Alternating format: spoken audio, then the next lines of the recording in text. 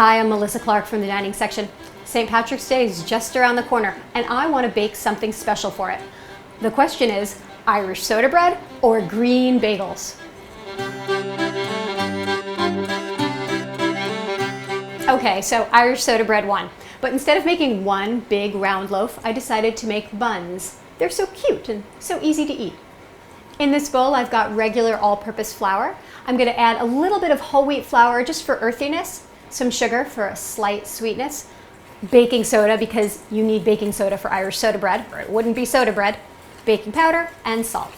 Then just whisk it all up. I'm going to cut 3 tablespoons of butter into the dry ingredients. For the exact recipe, go to nytimes.com/dining. To cut the butter in, you could use a food processor. It goes really quickly, but then you have to clean it. And it's such a small amount of butter, it's almost easier to just do it by hand. So you could use a pastry cutter if you have one. This is a great tool. Or you take 2 knives and you just cut the butter just like this. Or you could just use your fingers, just smush it together like that. What you want to do is just break up the pieces of butter with your fingers and work them into the flour.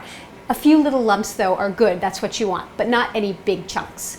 Now you add your wet ingredients. I've got buttermilk. I'm going to mix an egg into the buttermilk. And then I'm going to pour it into the bowl.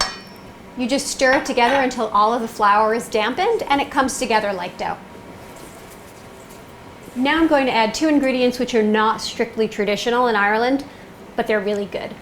I've got currants. You could use raisins, just chop them up, and caraway seeds. Turn the dough out onto a lightly floured surface and just press it into a round about 1 inch thick. This came out really sticky, so I'm going to add a little bit more flour just so I can work with it. So this is what you want, just a nice round disc. I'm going to cut it into 8 wedges and then roll them up into cute little buns. I'm going to flour my knife because this is super sticky dough.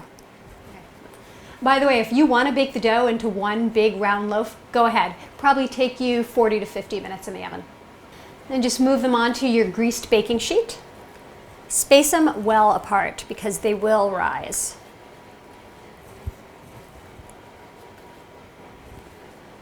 I'm going to cut little X's into the tops of each bun. It'll get crispy right where the cut marks are, and you know, it looks pretty. Then brush them with a little buttermilk to make them extra golden brown. And as a final garnish, I'm going to dust the tops with a little bit of flour. This is purely for looks. You could skip this step if you want. Now I'm going to put them in a 375-degree oven until they are brown and gorgeous, about 20 to 25 minutes. And here you have it, warm Irish soda buns. You can serve them with corned beef and cabbage, but I'm just going to smear them with good Irish butter. That's all I need.